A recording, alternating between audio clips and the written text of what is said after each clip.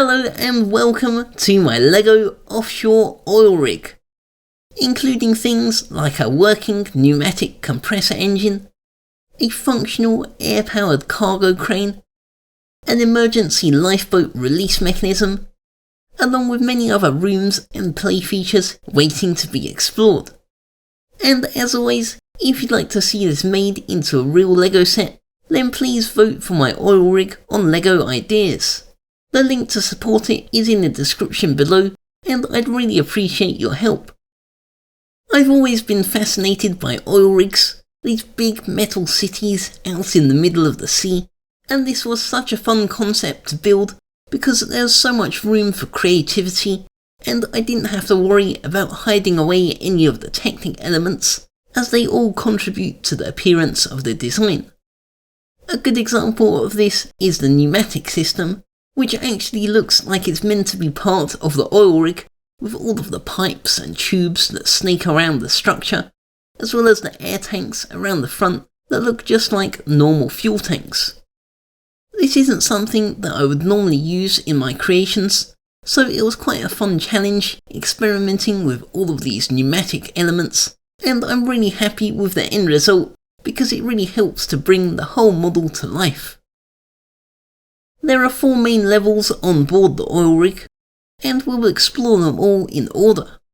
But as for a quick overview, at the very bottom you have the maintenance walkways in between the support legs, the drilling floor and engineering level, the cargo crane and living quarters, and the rooftop helipad next to the towering Derrick. The base of the oil rig is anchored to 4 concrete support legs that extend down onto the sea floor. This area is particularly exposed to the elements, as you can see by the amount of rust on this ladder. This leads to a suspended maintenance walkway, which is constructed upside down using a combination of fence pieces and lightsaber handles to form the railings. From here, brave workers can carry out essential repairs on the main drill pipe, where they have a great unobstructed view underneath the rotary table and surrounding extraction tubes. Of course, the bulk of the work is done up on the drilling floor.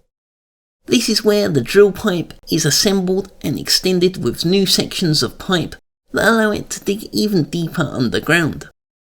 A robotic clamp joins these sections together as they are lowered down from a winch at the top of the derrick, and a rig worker is on hand to help assist with the process.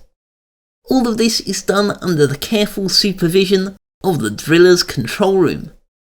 If we remove this wall at the back, we can get a better look at the interior, which is equipped with some computer consoles and gauges for monitoring the various subsystems, and a large panoramic window that overlooks the drilling floor.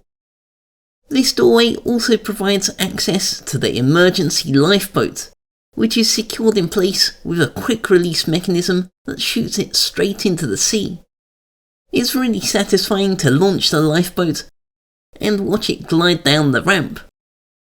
To secure it in place, there's a bar that locks into the back of the lifeboat, and when the lever is pulled, this slides the gear rack back and pulls the bar away, releasing the boat into the sea. The lifeboat itself is quite a compact design, since I didn't want to make it too big in comparison to the rest of the oil rig, and if we remove some of the roof sections, you can see I've included some basic seating lining the walls inside. I'm sure you could squeeze at least a couple of minifigures inside if you had to. Heading back up, we reach a colourful shipping container buried in between the pipework. This can be opened up to reveal a stockpile of provisions and gas canisters. The other half of this floor is dedicated to the giant pneumatic air compressor that powers the platform.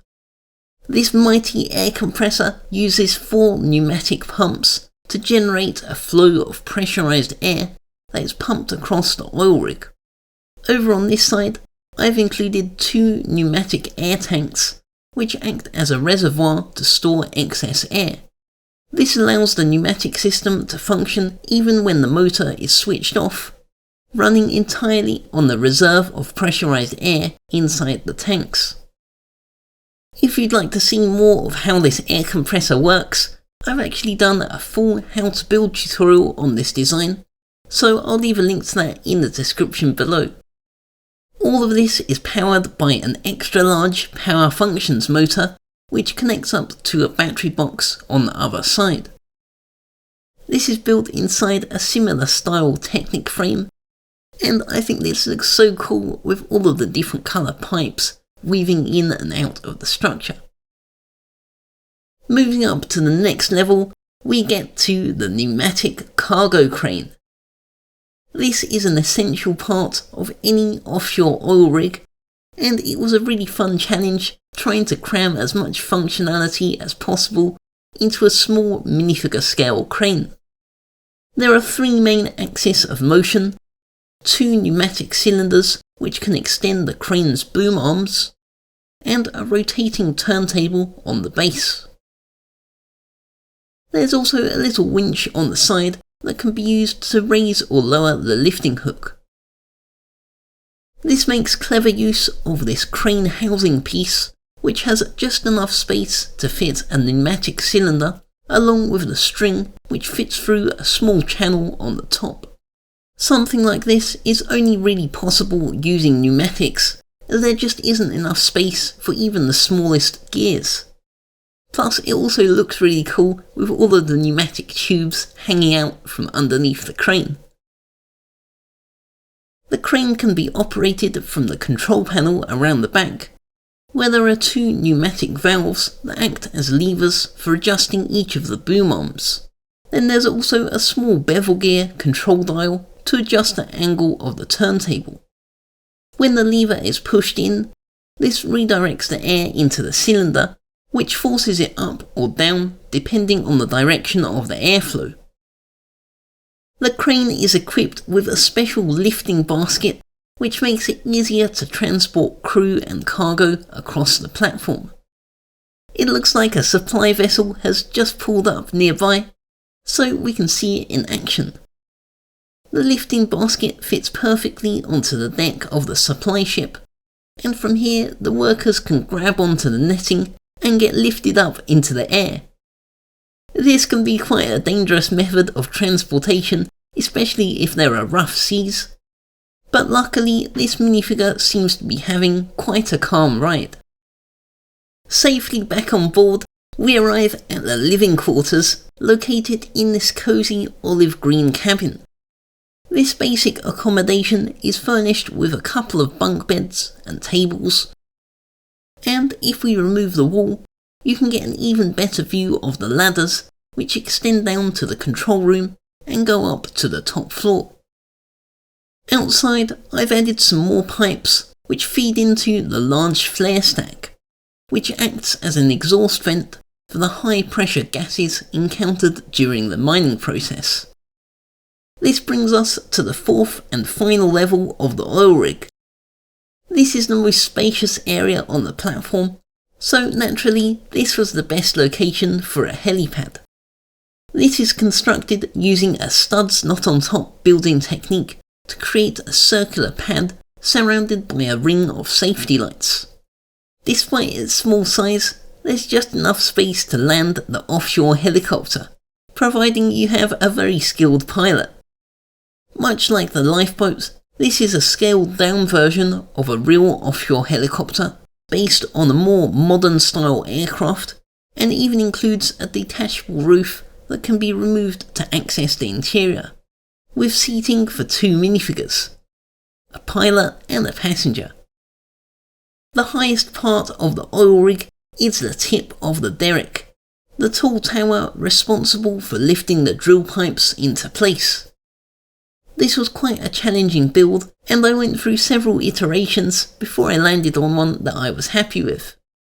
I've used ball joints to create the complex angular shape of the tower, and I think this metallic pearl gold colour scheme is the perfect fit. I hope you enjoyed the tour, and if you'd like to see my offshore oil rig made into a real LEGO set, then you can support my project on LEGO Ideas. All you have to do is follow the link in the description, sign in with your LEGO account, and click the support button to show LEGO that you want to see it made into a set. I'd love to hear what you think, so let me know your thoughts in the comments. Give this video a like and subscribe to my YouTube channel for even more awesome LEGO creations. I'll be back next time, and thanks for watching.